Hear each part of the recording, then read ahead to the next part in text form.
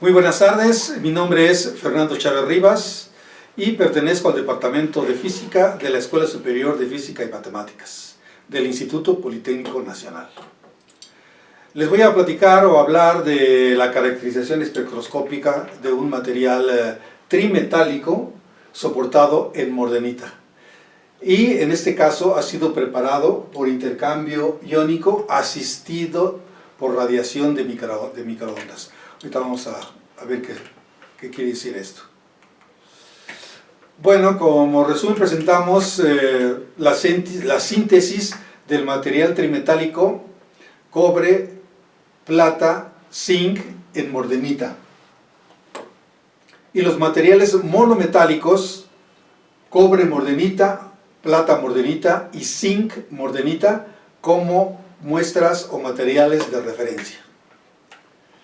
Esos cuatro catalizadores se obtuvieron por intercambio iónico en la zeolita sódica de tipo mordenita bajo la acción de intercambio iónico de la radiación de microondas. La síntesis de las muestras se realizó de la siguiente manera. Partimos de una zeolita sintética sódica de sodio mordenita que fue proporcionada por la compañía Zeolites International, que es una compañía japonesa que proporciona este tipo de materiales que se utilizan mucho en la petroquímica. Son la base de las catalizadores que sirven para descomponer los hidrocarburos y obtener gasolinas. Bueno, esta zeolita tiene la característica de tener una razón molar silicio-aluminio o óxido de silicio con óxidos de aluminio igual a 13.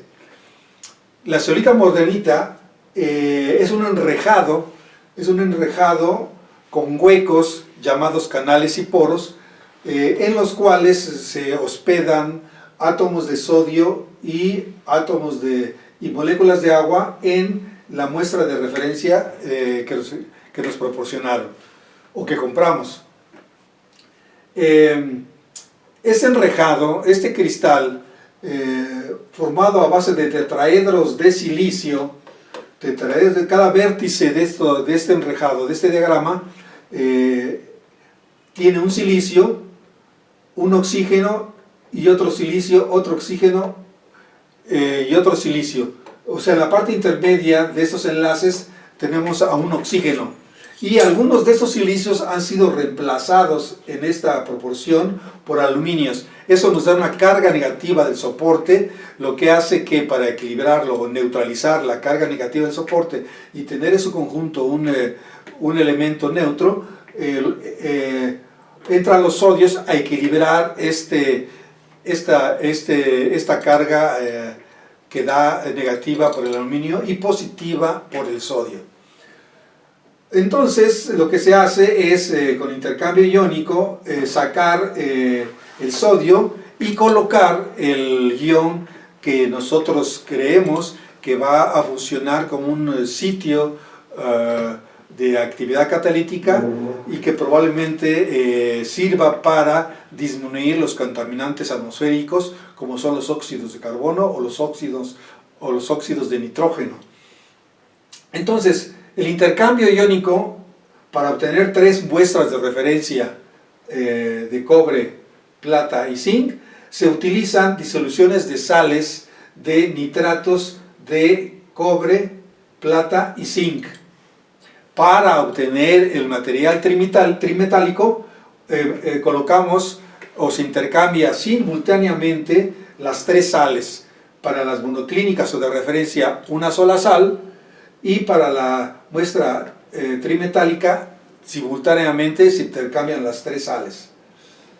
Este intercambio tiene el detalle, a diferencia del tradicional que se hace a temperatura ambiente o a altas temperaturas, es el hecho que se utilizó un reactor de microondas donde con una cierta potencia se controla la temperatura de 100 grados y durante a esa temperatura de 100 grados y durante 120 minutos se hizo o se mantuvo el intercambio iónico. Después del intercambio iónico por una técnica espectroscópica utilizando el microscopio de barrido electrónico SEM-EDS. Este equipo, aparte de obtener micrografías de los cristales que se estén analizando, también nos proporciona un análisis elemental en porcentaje de átomo, en porcentaje del átomo. Por ejemplo, para la muestra de zinc mordenita tenemos 4.16% en peso de presencia de zinc. Para la plata se intercambió plata y la cantidad que se logró almacenar o intercambiar en la muestra de plata fue de 12.87%, casi un 13%. Y para el cobre de 4.28%. Y la muestra trimetálica contiene cada uno de estos tres elementos, pero en la proporción de 6.82 para la plata, 1.97 para el cobre y 0.12 para el zinc. Tal parece que la plata es la que más fácilmente tiene acceso al interior de la zeolita mordenita, botando o cambiando átomos de sodio. La primera espectroscopía de caracterización es la difracción de rayos X. Sobre esos cristales en polvo se colocan en el difractómetro y se obtiene una serie de picos, los picos de interacción, los picos de interacción máxima o reforzamiento máximo de los planos adyacentes del cristal, y nos está reportando varios planos del cristal mordenita que vimos anteriormente, y vemos que la zeolita de referencia mordenita sódica, que es este primer espectro, pues se caracteriza por los picos mostrados en sus posiciones encontradas. Lo importante es ver el intercambio. Cuando intercambiamos cobre, se sigue observando los picos anteriores con ligeros cambios de decrecimiento. La intensidad de los picos disminuye un poco, pero esto es muy común en esos tipos de intercambios.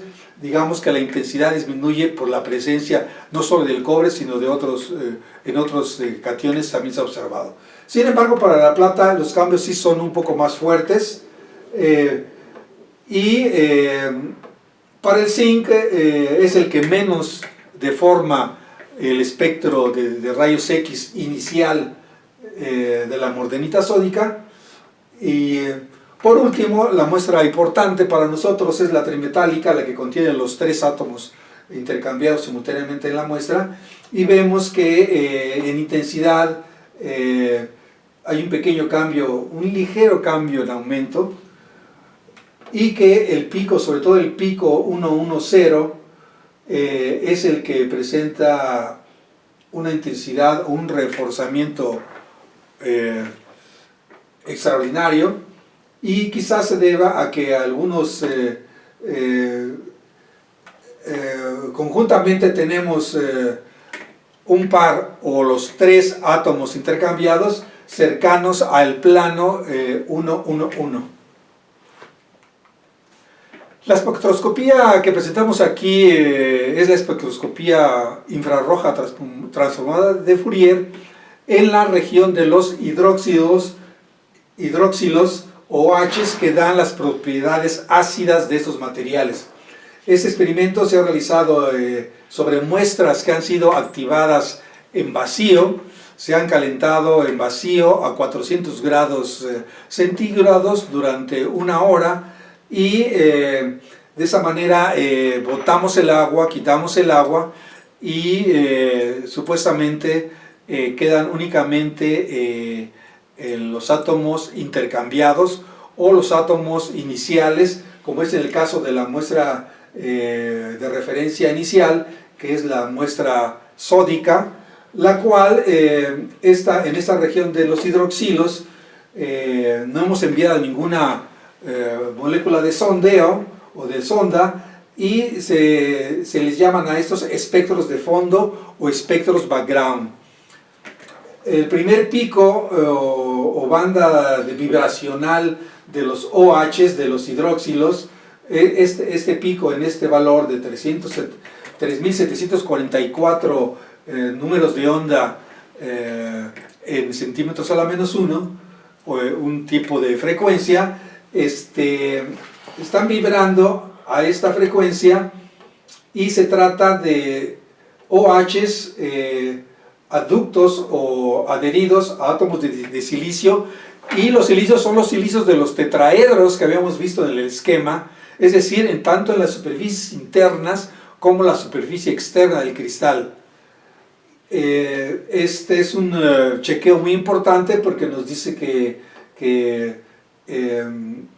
nuestros intercambios presentan la misma banda, casi en la misma posición, y que por lo tanto el cristal sigue presentando silicios en superficies internas y externas que pueden ligarse o que pueden captar a un hidróxilo, a un OH, y darle propiedades ácidas.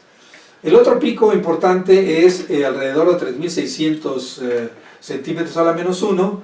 La muestra de referencia presenta dos picos, dos hombros.